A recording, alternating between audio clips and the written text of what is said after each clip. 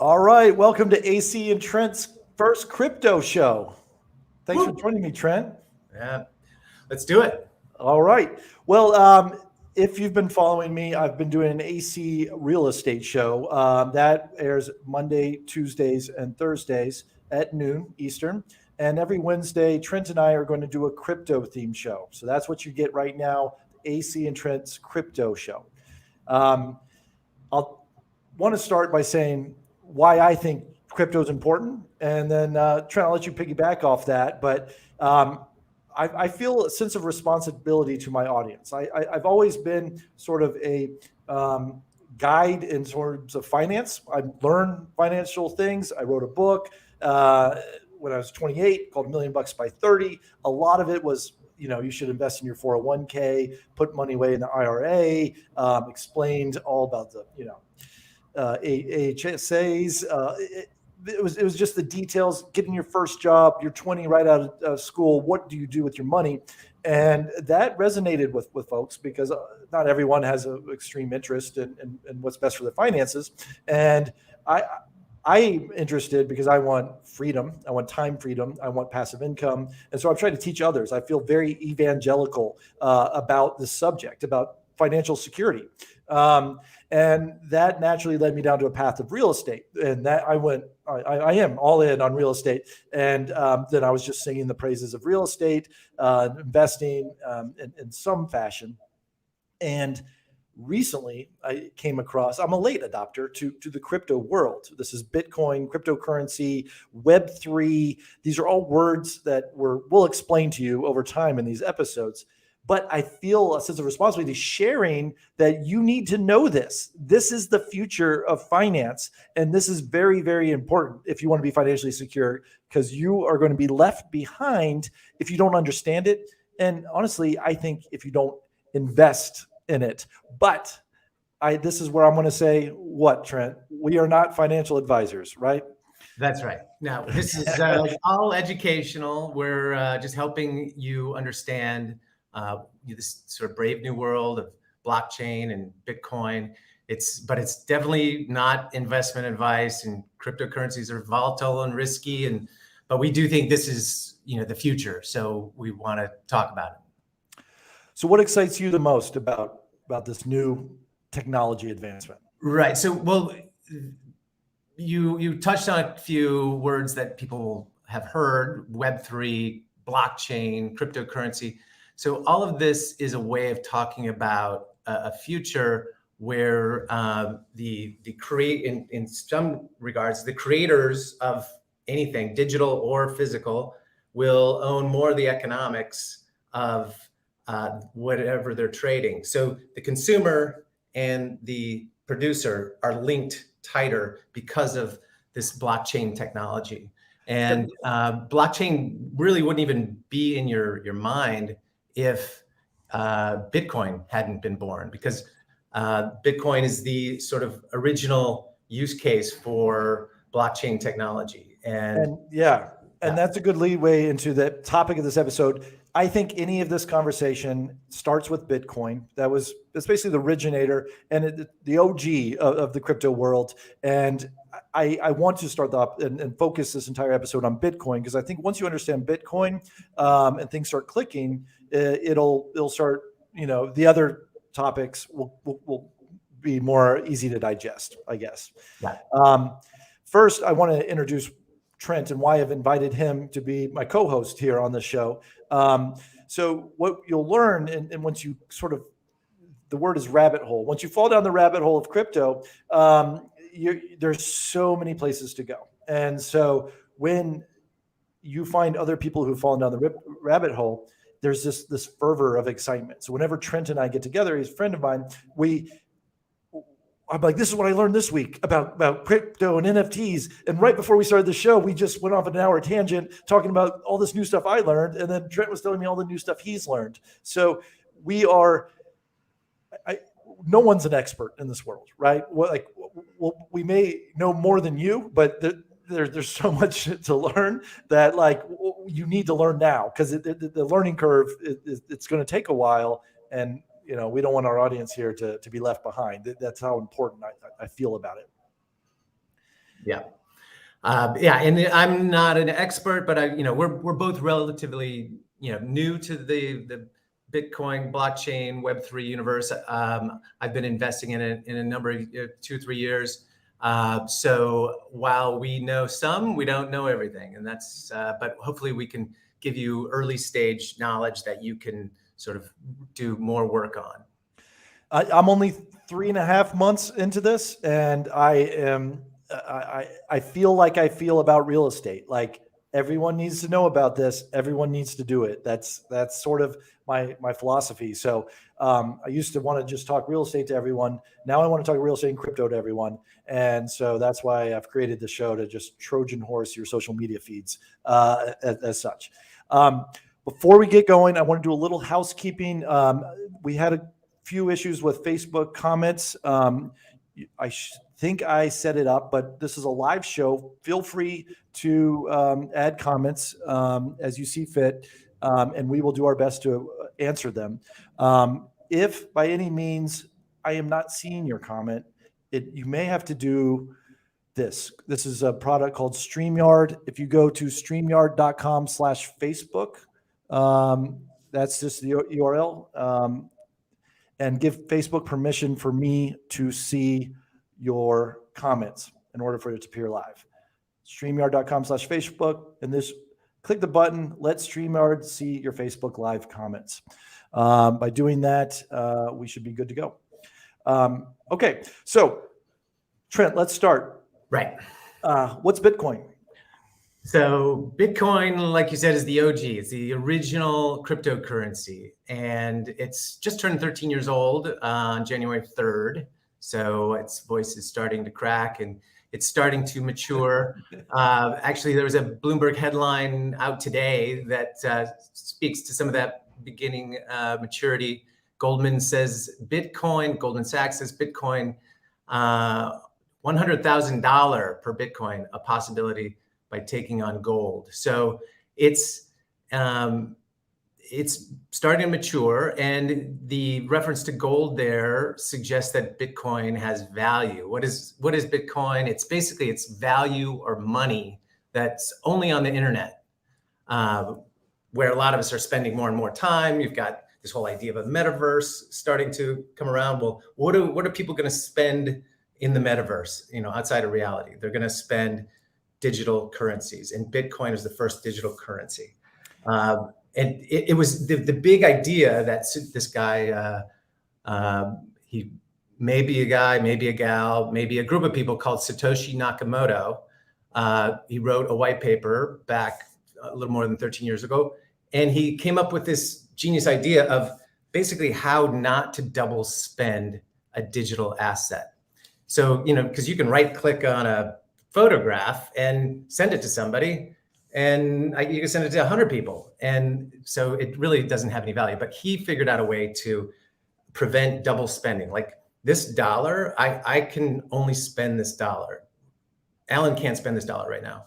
Only I can. So that is now possible in the digital universe. You can prevent double spending through the technology that is complex and fascinating that underpins Bitcoin.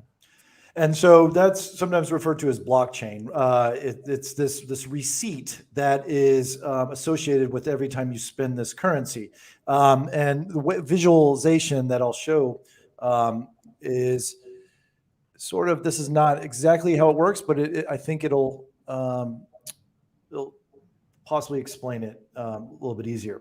Okay, so if you look at it, this is actually an NFT that was sold, but if you pretend that it's a coin, it works the same way. You can just see a history of every Bitcoin or fraction of a Bitcoin. It was first minted by a null address and went to a guy named Bounty Dreams. I don't know who this is. He sold it or transferred it for 2.9. This was an ETH to a person named Zanzibar 7 months ago. He transferred it to someone named Gustovo 4 months ago at a higher price. And you basically have this breadcrumb trail back to whether it's your Bitcoin, NFT, any sort of digital asset sort of thing. So that's the way I like to visualize a blockchain. If you ever hear the word blockchain, it's this ledger, this log of where it came from and this gives it authenticity. You know it's real. It's not fake. It wasn't created by, someone trying to rob you. It's you can't have Confederate money, like not Confederate money, counterfeit money. You can't have counterfeit money because you have to have this block string to prove that it's real money and it's really minted and it's real, a real Bitcoin.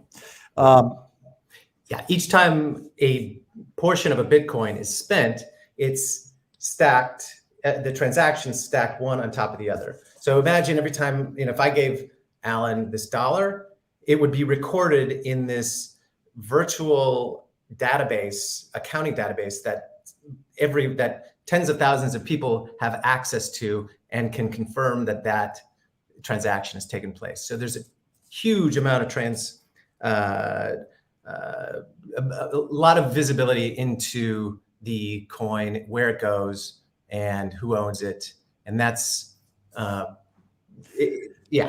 there's transparency in that you don't have to put your name on it. It could just be, Zanzibar. I don't know who that is, or it could be a string of numbers, or you could put your name on it, but you can trace back Bitcoins from where they originated, who had it before.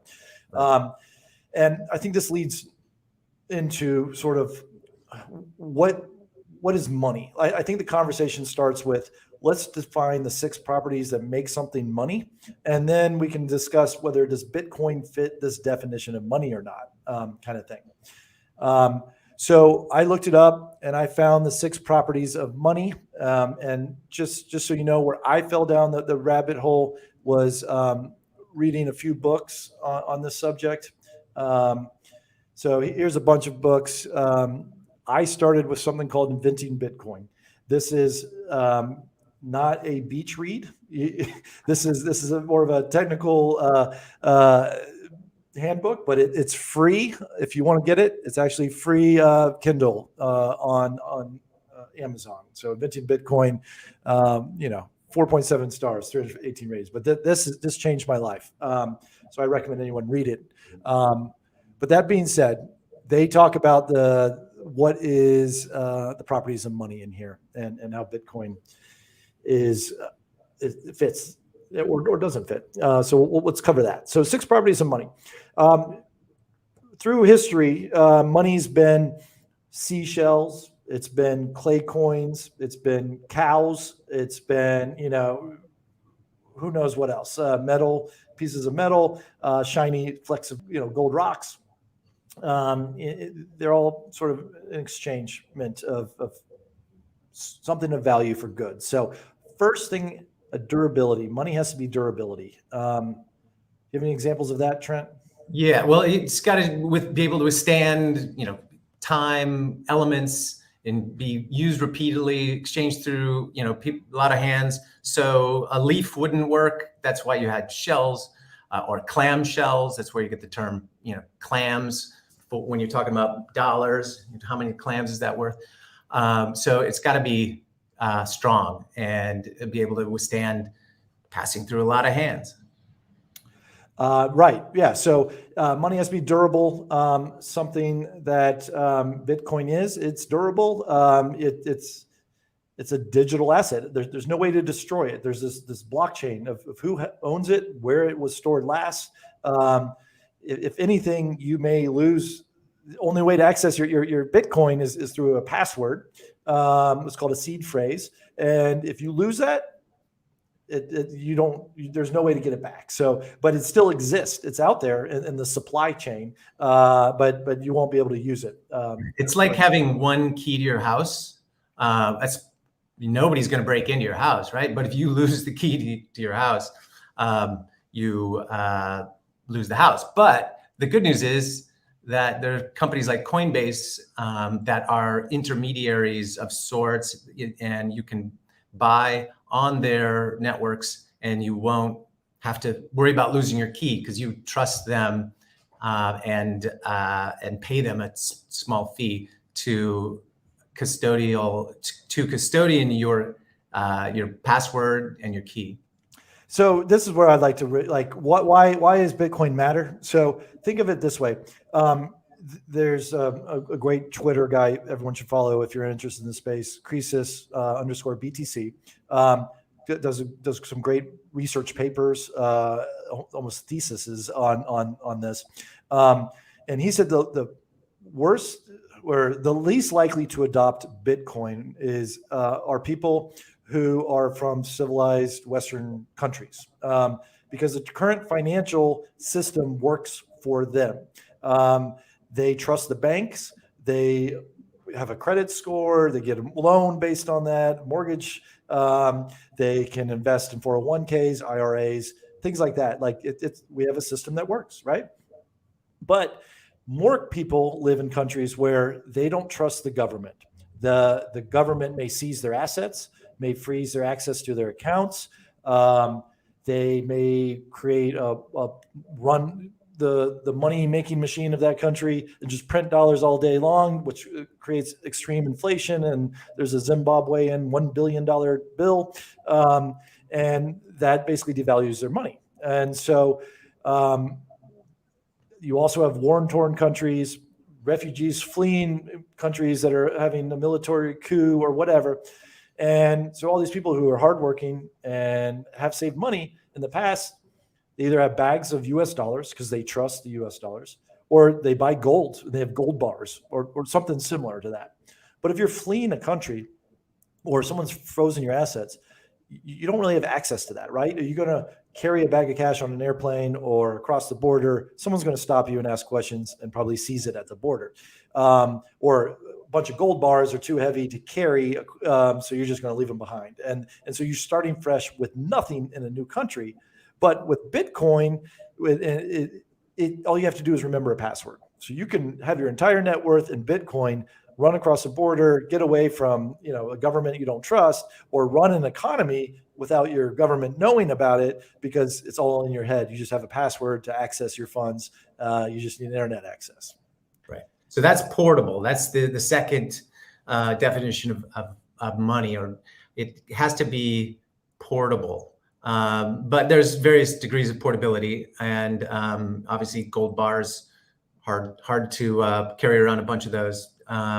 You do see people carrying diamonds though, because they're small, they're much lighter, and so on. But so portability is number two.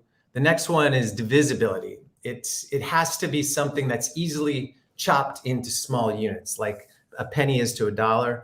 Well, there is something called a Satoshi that is what a penny is to $1 Satoshi is to Bitcoin. So a lot of people think like, Bitcoin is $46,000 right now. I can't, that for one Bitcoin, I can't afford that right now. Well, you can buy a fraction of a Bitcoin. Unlike Tesla, if you want to buy a Tesla share, you're going to spend I don't even know what it is, $1,000 minimum for one share. You can't buy a fraction of a share. So Bitcoin and other cryptocurrencies are divisible. Right. So exactly. So like if maybe people can't afford $1, but they can afford to get 50 cents, kind of thing, or 25 cents or a dime. You can buy fractions of Bitcoin. So just know that when you look at the headlines and you're like, Bitcoin's $40,000, and then the Goldman article that we had earlier where it said Bitcoin's $100,000, doesn't mean you have to have $100,000 to buy one Bitcoin. You just need a portion of it. And to circle back to Croesus's argument about the Western civilized world, he also makes a good point. He says that if you, just like we said, you could lose all your money in crypto. It's very volatile. It's new. It's the wild, wild west, right? And we are not financial advisors. You could lose every dollar you put in crypto. Just like you will most likely lose if you play the lottery, but you have tremendous upside. If you buy a lottery ticket, it's only going to be $1 if you lose, but you may win $100 million. Like that's an asymmetrical bet. Now, the difference is you only have one chance at that with Bitcoin or with a lottery ticket. You buy a ticket, they have the drawing, and that ticket's worthless. You throw it away. But with Bitcoin, you buy $1 worth, and it'll go up maybe to $100. It may go down to zero. It may go back up to $3. But like it's volatile. But there's his numbers. He gives it an 80% chance that it's going to go $250,000 of Bitcoin, maybe even up to $1 million. And he's like, this is such an asymmetrical bet that it makes sense. That why not put money that you're willing to lose, just like you would in a lottery, into Bitcoin? Because the upside is so great, you should do it, kind of thing. Do you believe with that philosophy? Yeah, well, I think we can talk later about how you invest and sizing that investment. But I think it is a fever chart that's always going up for the last 13 years. It's outperformed any traditional asset, bond, equities. So there is great logic to having at least a little exposure to it. All right. And so we talked about divisibility, that we can take fractions of it. The next thing is uniformity. My understanding of this is, seashells, when they were accepted, they all have to be of a certain shape and size or a certain type, clams, right? Mm-hmm. Like I wasn't going to trade a starfish for a clam, kind of thing. Like it's got to be uniform. A $20 bill's got to look the same to everyone. You can't have different size $20 bills, different colors. All that is definitely something that's digital. It's the exact same. It's uniform throughout, which is Bitcoin. And they all have the same purchasing power. Each unit has the same purchasing power. Another way to talk about this is fungible. Like these two are exactly alike. They both have the same power.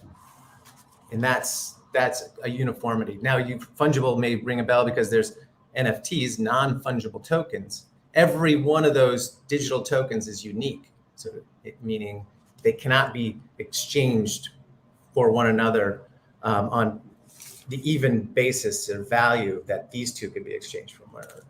Right. So they have to be uniform. Bitcoin, we're going to get into how many there are. We got a question from TJ Edmond. How one should start buying and holding Bitcoin. That is how we're ending this episode. We got to explain what Bitcoin is to get you excited about it. Sounds like TJ already may be interested in investing in Bitcoin, but that is how we're going to walk you down the path of what it is, why you should get you excited, right? Get you excited about Bitcoin. And then we're going to tell you how to invest in Bitcoin. Right. The next thing which makes something money. Again, we're covering the 6 things that make something money, and then we're going to talk about is Bitcoin money or not, and why it matters. But the problem with money right now, Trent, is that we're seeing a little bit of that in the U.S. As a stimulus, you just print more money, and that creates inflation. Other countries do this. Every single every single man-made currency that's ever existed has eventually folded, and it's because the way to solve problems is to print more money. And so there will be a time. Everyone now trusts the U.S. dollar. They've done the best at it, but there will be a time where we've run out of, no one uses, like, people aren't going to use a penny anymore. People are like, we don't need the penny anymore. There'll be a time where people don't use the $1 bill, and then they don't use the $20 bill. Like there'll be an end in sight, right? Other countries are at a much faster acceleration rate. So what they do is they just start adopting U.S. currency. Like you go on vacation in a foreign country, most times they're excited to get U.S. dollars than they are in their own country's currency because they trust U.S. currency better. So that's because their country is printing it too much. They could seize their assets, things like that. And now we have countries that are accepting Bitcoin as legal tender. El Salvador just did that. So I think there's a lot of these countries that are about to go bankrupt. They are going to switch to the Bitcoin standard, which is another reason why you should understand it. And also that brings, we talked about uniformity, now limited supply. How is Bitcoin limited, Trent? So Bitcoin is limited since day one, since the very first block was created, which created a block of Bitcoin. It's been limited to 21 million Bitcoin. And there will never be more. The way the code is written, there will never be more. Unlike the United States, which, as Alan said, can print dollars as long as they'd like. And you've probably heard the stat that in the United States over the last 18, 24 months, about 30 some plus percent of our money supply has been created. 30% just created out of the thin air in the last 18, 20 months. So what does that do? That degrades the spending power of the dollar that you have. This thing has 60% of the power that it had 2 years ago. So it, unlike Bitcoin or other cryptocurrencies, there is a very sharply limited supply. And even though Bitcoin has 21 million stated, there's about 2 million or so, 3 million that have been lost because famously somebody threw their laptop in a dump, not realizing that it had Bitcoin on it or that Bitcoin would retain any value. So there's actually a further limited supply than 21. So I think this is important to really, really focus on limited supply, because every other dollar or every other currency, there's a person in charge. There's a Federal Reserve, there's a president, there's someone who says, go print more money. But Bitcoin doesn't have that. It's a computer program written by Satoshi, anonymous person or group. And they said, we're only going to print 21 million over the next, 100 years? And we're just going to release a little bit each year. So once it get prints 21 million Bitcoin, it's not going to make any more. So it's impossible to print more and devalue it. If anything, Bitcoin's going to keep going up and up in value because we're going to have fewer and fewer that are going to be printed. And right. So Bitcoin is a deflationary asset because it's constantly growing in value versus the US dollar, which is degrading in value. So Bitcoin is an inflationary, meaning its value constantly rises because there's less and less of it being produced each year. Unlike with the US dollar, there's more and more being printed each year. Right. So if you kind of think of it like, I bring a lot of the correlation of the crypto world back to baseball cards. I was really into baseball cards as a kid. I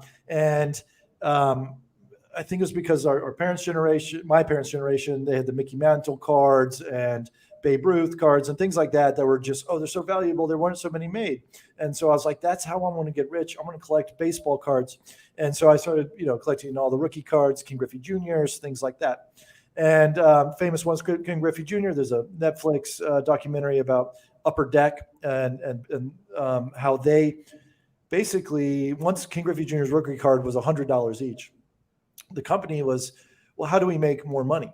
Well, we just print more King Griffey Jr. cards, because if we go to the printer and print out 100 on a sheet, we just made it $100,000 or whatever. We're printing $100 bills. Why don't we just let that printing machine run all day, and then we go sell King Griffey Jr. Rookie cards all over? So I've collected all these things. I bought all the packs. I got all mine, and then they all basically went to zero because now everyone has a King Griffey Jr. card. It's worth nothing. It's so easy to get, right? And someone cashed out, because someone had control of the supply. No one in Bitcoin has control of the supply. No one can change the code. It is what it is, and it's becoming more and more accepted as well. It takes us to the last property, and that's acceptability. So acceptability, comes down to, do people accept it? Do they believe in it?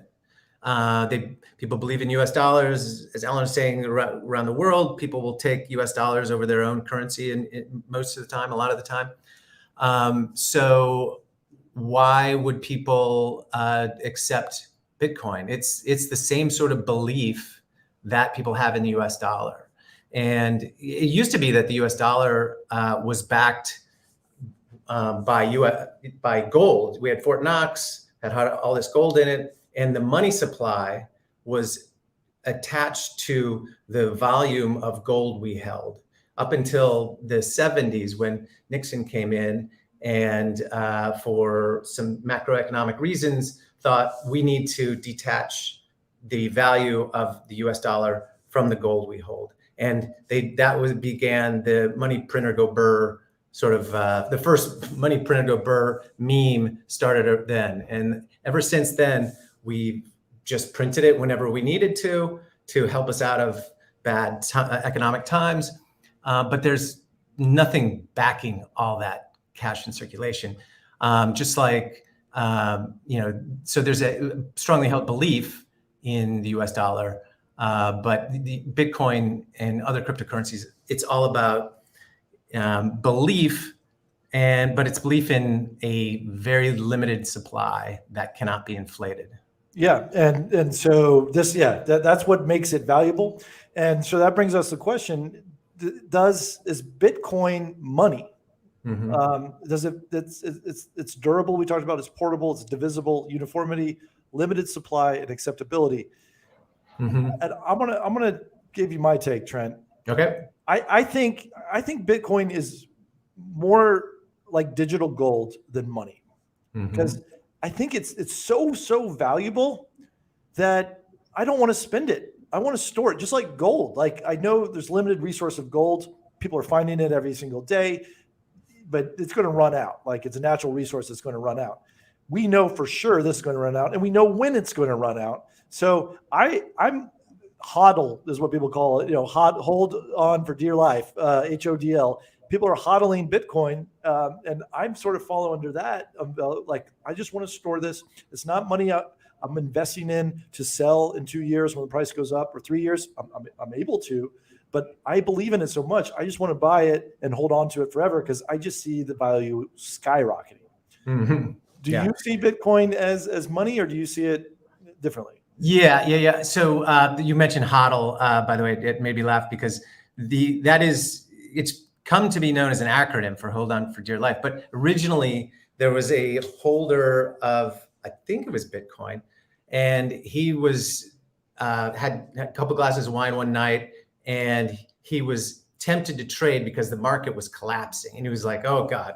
And he wrote HODL. He meant to write hold, but he was a little tipsy, so he wrote HODL instead of HOLD, and so that became shorthand for diamond hands, or hold on, don't sell in a dip. You actually buy in a dip. Anyway, okay. So the question is it money? We went through some of these definitions. There's also other jobs that money should be able to do, that crypto or anything should be able to do to be considered money. A medium of exchange. We talked a little bit about that. Bitcoin's sort of a medium of exchange in that you can exchange it for other goods, but it's also very slow.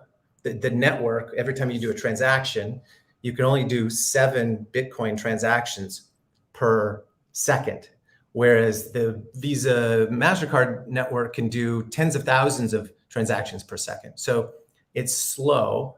So does that make it a medium of exchange? You can't really use it like dollars, but you can, if you have patience, do that. Right. But there's also something, the developers who work on the Bitcoin network are working on, called the Lightning network. And Lightning would take transactions to, without getting too deep into the weeds on how the technology would work, but it would speed up the transactions to something more like the Visa MasterCard network. And so this is another thing why I am so bullish on Bitcoin. You mentioned the Visa transactions and things like that. Every other technology has, since the invention of the internet, has had major impact and put major institutions out of business. Amazon, the most famous, putting some of the little guys, the bookstores, really putting the pressure on. Netflix putting the behemoth Blockbuster out of business, things like that. There's never been really the banks have never really been affected by any of this technology push. And I think Bitcoin's going to do that. Are they going to put them out of business? I don't know. I think they're going to take a huge portion of their business, because you mentioned a credit card transaction. there's just so many middlemen involved in a transaction. First, you have to have a bank that holds your account, and then you got a credit card that has a limit, and then if you want to go over that limit, you got to call someone. If you just buy something, there's a 3% fee that goes to the merchant. There's all these sort of transactions and middle layers to get something done. It's super fast, like you said. Like they do 10,000 a second or 100,000 a second, super fast. But there's money involved and there's middlemen involved. Right. Bitcoin and cryptocurrency as a whole cuts out that middleman. Like there's in a year, maybe the earliest, but soon. No one's. I don't see credit cards being the way people transact, because you could, once they figure out this Lightning Network with Bitcoin, or we do it with a different cryptocurrency, you can exchange this money with no fees. And people are already doing that. A big business is remittances, where maybe someone works here in the States and they send money back home to their family in a different country. The way they do that, they'll send cash or some wire. There's a wire fee, or they do Western Union. So if you're sending $150 back a week, you'll have a middleman taking $75 of that, easy, every week. And now with Bitcoin, you can just send it to your friend, through an app, and they get the entire $150. There's no middleman, and it's that second. You don't have to wait 24 hours. You don't have to wait till you can do it in the weekend at midnight. There's no limit. You could do $1 billion. A bank's not going to let you do more than $5,000 without coming in, talking to someone. So all these things where Bitcoin can be money, but it's better than what we have that's existing. And I think the banks are going to take a hit, because there's just, crypto's all about DeFi, right? Decentralization of finance, which means no one's in charge.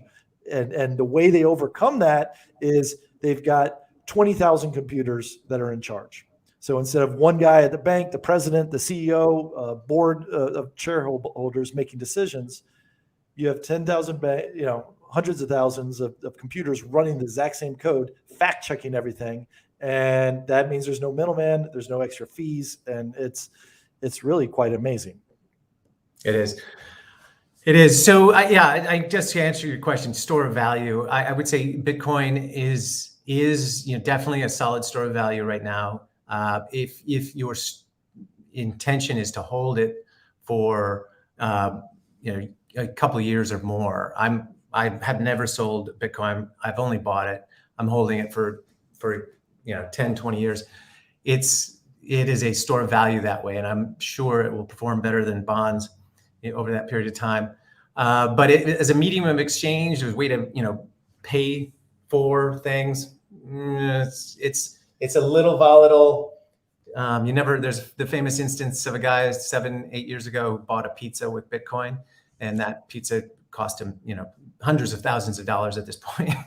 Yeah, because he sent what, 20 Bitcoin over to buy a pizza 10 years ago. Yeah. And now that was when Bitcoin was worth $20, $1 each, right? And now Bitcoin's worth 45,000. So yeah, so he's $800,000 pizza. Right. So that's why I never want to spend my Bitcoin, but I want to buy as much as possible, right? Mm-hmm. Right. So we've got a question, Trent. This is a tough one, and this is a common question here. We'd love to understand how government regulation will play a role in the future of Bitcoin. Mm-hmm. Yeah. Regulation is a hot topic right now. I don't know. Do you have any thoughts on it? I've got a few. I go back and forth. Like, part of me wants the government to regulate, because then it'll be more accepted quicker. But part of me is like, the reason this is so popular is because, at least in other countries, because it shuns the government, and it's like, we can do this better than you. Mm-hmm. Right. And I kind of like to see where that plays out too. Right. Well, so, I mean, it's interesting. Over the last, I think about maybe 4 years ago, the US government basically said they endorsed cryptocurrencies by saying, we're going to have on your tax form a question: do you own cryptocurrencies? And, have you any unrealized or realized gains? And once they started saying, all right, we're going to tax you on that, that was a form of acceptance. There will be further, any regulation we're going to see is going to be around anti-money laundering regulations, and which has a KYC, know your customer requirement. There will be regulations around the basically preventing crime as much as possible, and we'll get into that portion, that critique of Bitcoin in a minute. But I agree with you, Alan. There's once it becomes more regulated, then the big institutions get in. The more the big institutions get in, the more people, average Joes get in. You can, already track your cryptocurrency via Fidelity, and those big institutions can't get in without some form of regulation giving them a backstop or safe harbor. Right. So that might lead us into, we don't know, right? That's why we call this the wild, wild west. Government regulation could make it worth more. It could devalue it. That's why there's risk associated with this. But let's play out a situation where U.S. says we're not accepting we're not accepting Bitcoin or any cryptocurrency. Mm-hmm. To me, El Salvador has already accepted it as legal tender, the country. Probably before U.S. or any other country makes a decision, we're not accepting Bitcoin, there's going to be other countries that accept it as legal tender.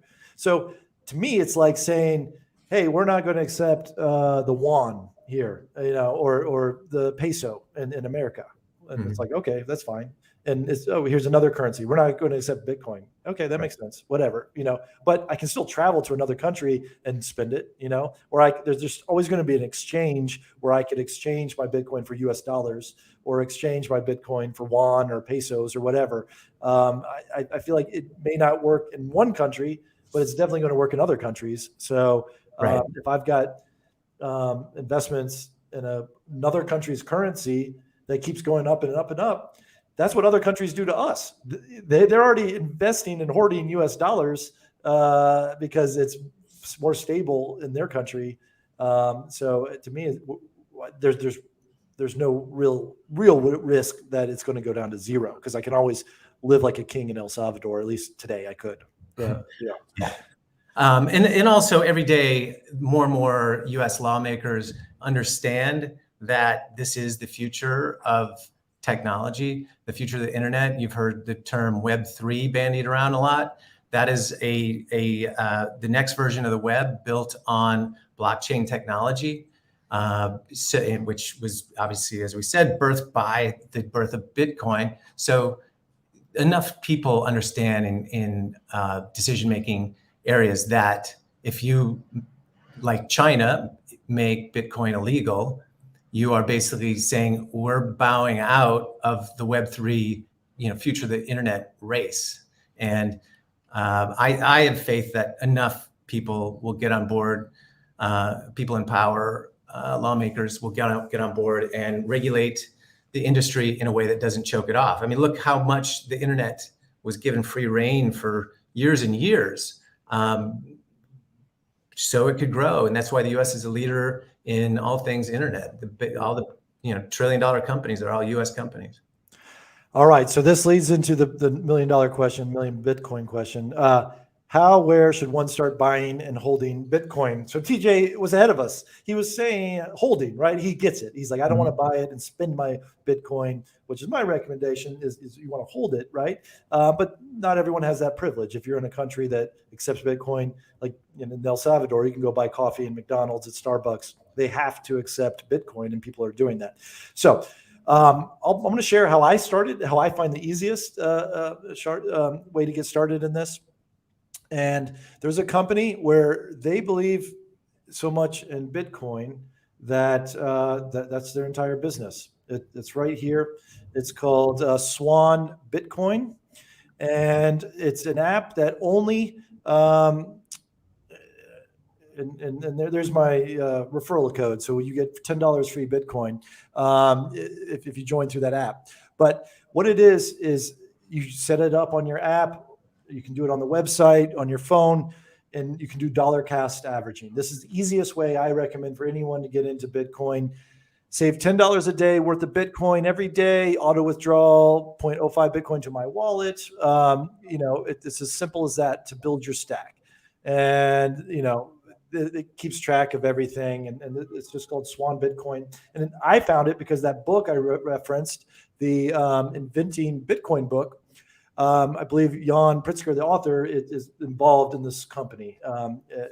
There is some. I know Guy Swan is the narrator of his auto book, so there's some partnership with Swan, and so this guy's all in on Bitcoin. These guys are, and follow them on Twitter. They're very, very into Bitcoin and nothing else. They don't even want to talk about any other cryptocurrency.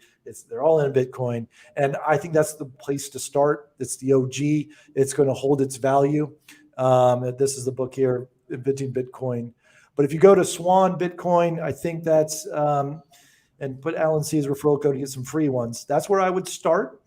And everyone, when you install this app, it's going to make you take photos of yourself with your driver's license and things. Your camera is going to be black, and you're going to be like, why does this not work? Everyone gets stuck at the same point. You got to go into your app and say, allow camera use on the Swan Bitcoin app.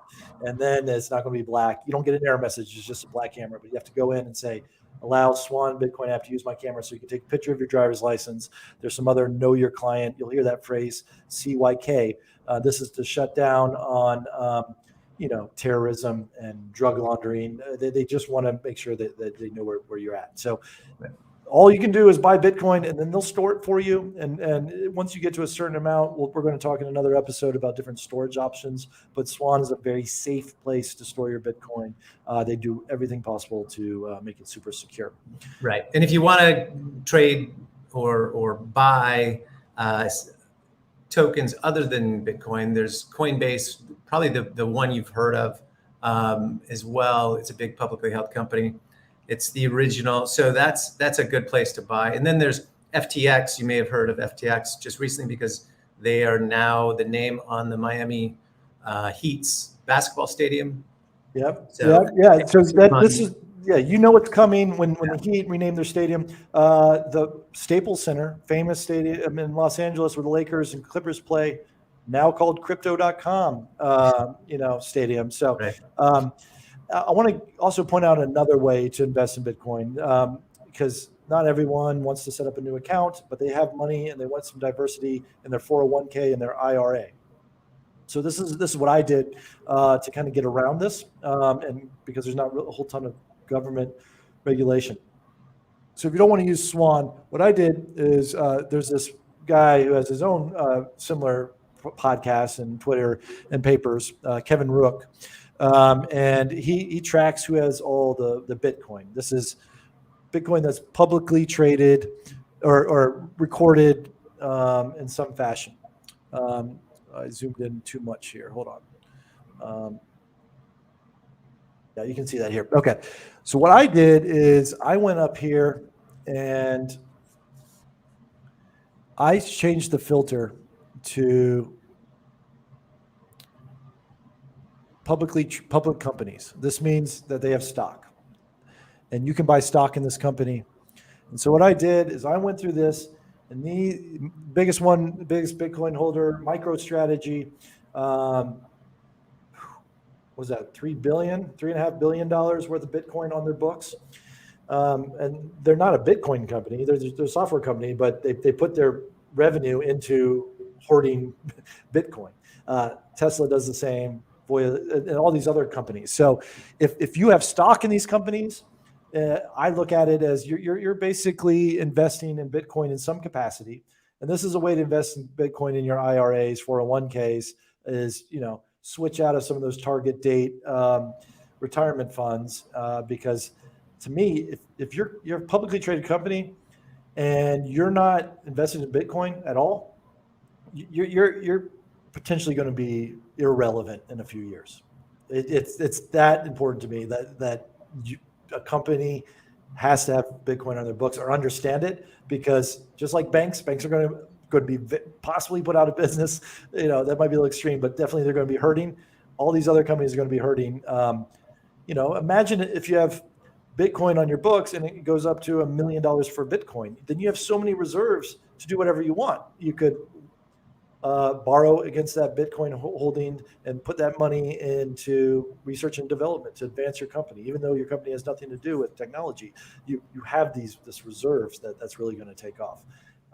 So that's, and I just saw here, Trent, a mining company.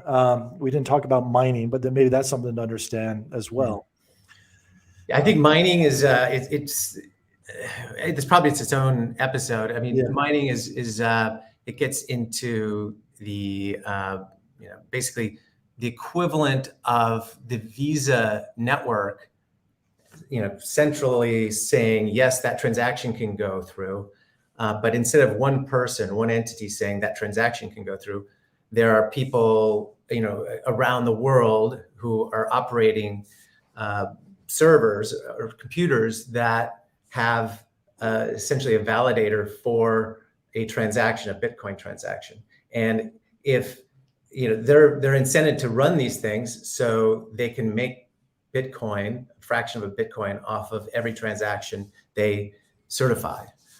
So how that's done, and all the complex math and that these computers run and eat up a lot of electricity, that's another episode. But mining is something that, as I said, China banned. A lot of the concerns about Bitcoin went away when China banned mining, because there are a lot of people who thought 50% of all the miners are in China. Why should I trust this thing? So they shut it down. And mining in a nutshell is that blockchain, the people it's the computers, anyone could be a miner, which makes this great. You put it up and it's going to fact check the blockchain, make sure this is a real Bitcoin, make sure that it went from John to Susie to Mary to Mike.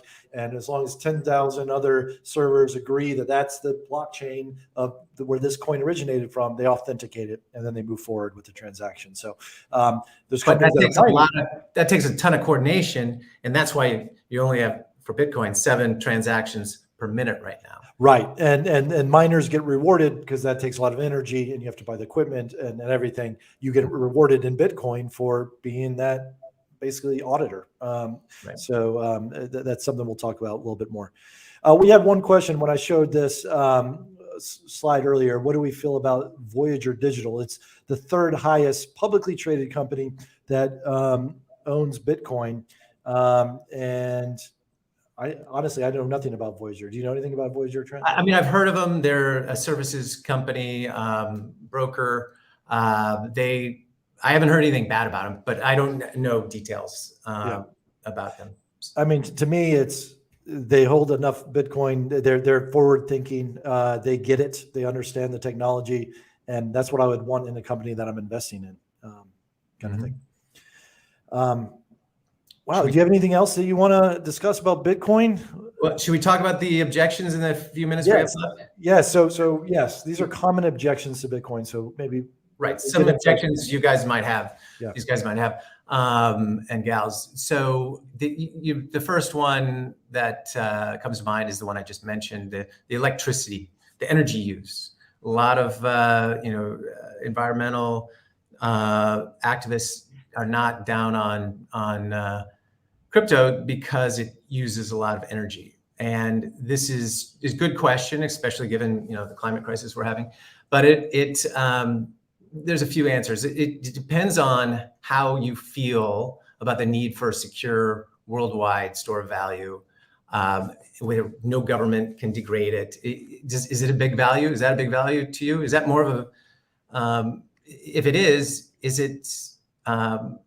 it okay to be using that energy? I mean, I think of people who watch the Kardashians. I mean, I would never watch the Kardashians. They're spending electricity watching the Kardashians. I'm not telling them they shouldn't.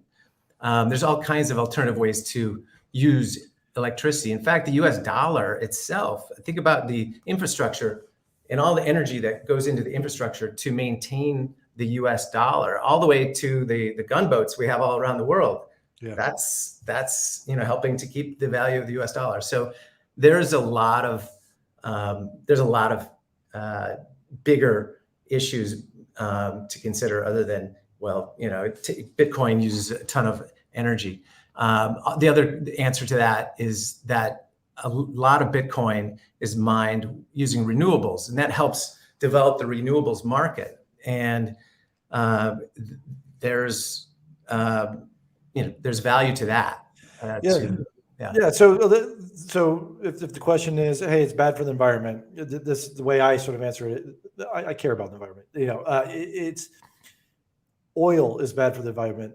That hasn't stopped anyone from making oil, right? Yeah, like mining for gold. It's bad for the environment. It's bad for the people you hire to be miners, and that's never gone out of business. Right. So something that's bad for environment. It should be regulated. It shouldn't happen, but historically, no one's ever put a stop to it, which is unfortunate. And then, what about the criticism? It's used by criminals. Yeah. So used by criminals. One other point I want to make also about bad for the environment is internet. That when that was created, it was bad for the environment because you had such major servers that had to put up the first URL pages, right? Website pages. And that was a big thing. And obviously technology advances and gets better and better. So I see that happening for Bitcoin. So what was the second? The other, another big objection is it's used by criminals. It's only used for, by pedophiles and drug dealers. Yeah. So to me, that's what cash does. So cash, duffel bags of cash, that is the best thing for criminals. And if I was still a criminal, I would still want to operate in bags of cash because there's a blockchain that says where you got the money from. And the FBI has started getting the ability to freeze some accounts that seems to be, hackers trying to do some, and there's only so much that they can do only if that account's on a US base. But to me, a criminal's going to find a way to be a criminal. And honestly, it's going to be more difficult with them using Bitcoin or any sort of cryptocurrency because cash is king. Like you can counterfeit cash. You can, when I spend $20 at a restaurant, in cash, no one knows if that $20 came because I robbed someone or I sold drugs or anything like that. But if I spend $20 on the internet and someone really wanted to know where that $20 of Bitcoin came from, they can see, oh, I got it from this account that hacked 20 other accounts or money laundered from somewhere else. If I really wanted to and I wanted to dig deep. So if you want to be anonymous, I think a criminal is going to operate in cash. In any sort of cash currency. Yeah, that's I agree with all that. I have a friend who's former federal attorney, and he's now does cyber crime, and he said they love it when the bad guys use, especially Bitcoin. I mean, most crypto is easy to sort of to trace. It takes a lot of effort to do it. But they can do it. The only exception is, I think, Cardano. That's it's sort of like the Telegram of cryptocurrency. Well, you can't trace that? It's much harder to trace. So yeah, but Bitcoin seems to be on the safe side, and I don't see the criminal aspect, but I understand why. It gets that reputation because the first people that started using Bitcoin was the pirate. What was it? The Tor, the Pirate Bay, where you could buy illegal drugs, and the only way you could buy it was with cryptocurrency, with Bitcoin. Right. But that wasn't really drug dealers. That's someone who was just trying to buy it for themselves on sort of an open exchange. But I think that's been put to bed, hopefully. Right. The other one is high volatility. Why should I invest in something that bounces all around? We sort of addressed that earlier, but I would say the early days of public equities markets were crazy volatile, but the volatility is starting to even out a little bit. I mean, a common refrain I see online, and if you want to follow Bitcoin news, Twitter seems to be the fastest and has the most information, but a lot of Twitter buzz is that the reason that it's so volatile. It's similar to investing in anything that's new and nascent, like Amazon and Apple. You can buy their stocks. 20 years ago, it was up, down, up, down, up, down, up, down, and now it's a $1 trillion company. So it's like any new disruptive technology. It's going to take some time to get its legs. Yep. And that's why we say multiple, times over and over again that only invest in money you're willing to lose. But I think if you have patience, my first week, 2 weeks in cryptocurrency, I made $100,000, and I was like, this is awesome. And then like 2 weeks later, I lost $100,000. So it was back to zero, and I was like broke even. And I'm like, oh, okay, I get it. Like, and now it's back up again. So I just have to wait it out. And so if I'm buying things that I'm not actively looking, I'm not day trading. I'm not looking, that is a business that people do. But if you just try to buy, you believe in the product and you just buy and hold, just like you would a stock. Like I don't day trade stocks. There's people that do it that make money, but buy and hold Amazon worked out. Buy and hold, Netflix stock, all this sort of stuff. Right. It's volatile at the beginning. That's the way I look at it. How do you overcome that? Yeah, I do. And I think, in a future episode, we can talk about once you do buy your Bitcoin or your Ethereum, what do you do with it? Does it just sit there? Or you could also essentially lend it out and make yield on your cryptocurrency. And that's the whole another episode, but that's a way to both hold and, enjoy the upside of the crypto, as well as making, a 4 to 10% yield on it. We've got one last question that we'll probably end on here. This is a difficult one. And this is also sort of an objection. People are very scared about hackers. Am I going to get, it's wild, wild west. There's going to be train robbers here, right? I've had friends crypto cleaned out by hackers. Well, first I want to stop there and say, yes, this is a very common thing. We're going to do our best to educate you on how to do it safely. Coinbase and Swan Bitcoin we provided earlier are great things that they're doing everything possible. But everything operates on this 12-word private seed phrase, which is your password. Don't ever give that to anyone. You're going to get prompts all the time on the screen to say, oh, hey, to get to the next step, put this 12-step, just put your 12-word password in here, your seed phrase, and just know that those are all hackers. Don't ever put that. Once you get it, don't keep it on your computer. Write it down physically. And this is if you get your own wallet. But if you just go to Coinbase and Swan Bitcoin, you don't have to worry about it. That being said, the second part of this question, does any government in the world insure crypto like the FDIC does? No. There are private companies who will say, we got your back to up to, X amount. But I think FDIC insures up to $250,000 in any given bank account. The federal government does not. Yeah. And in some ways, the government probably looks at cryptocurrency and Bitcoin as competition. Like they're competing against the US dollar. And so why would they insure something that could put the US dollar out of business? It's sort of the way I look at it in many ways. And then, but when you talked about lending, I guess this isn't really insuring against it, but let's say you have 10 Bitcoin. There's companies that will say, well, it's so volatile. I'll lend you give me 10 Bitcoin and I'll hold it for you. And I'll lend you based on half the volume of it, half of the price. And you will hold 10, but I'll give you five Bitcoin back in US currency and you can invest it that way. That's not necessarily insuring against it, but what they're doing is, hey, this is volatile. It may go up and down 50%. And so what I like to do, as long as you can hold it, in the future, I see more opportunities to just borrow against this asset that you've created. Right. It doesn't probably answer Pete King's question exactly, but yeah, there's no insurance. And in some way, that's the beauty of it. Like that makes it have legs. And it's a worldwide effort to make this work. And it's a computer program you can't change. But hackers are going to exist just like someone is going to rob a bank. Like that exists. And so the banks get insurance from a third party for if their money's robbed.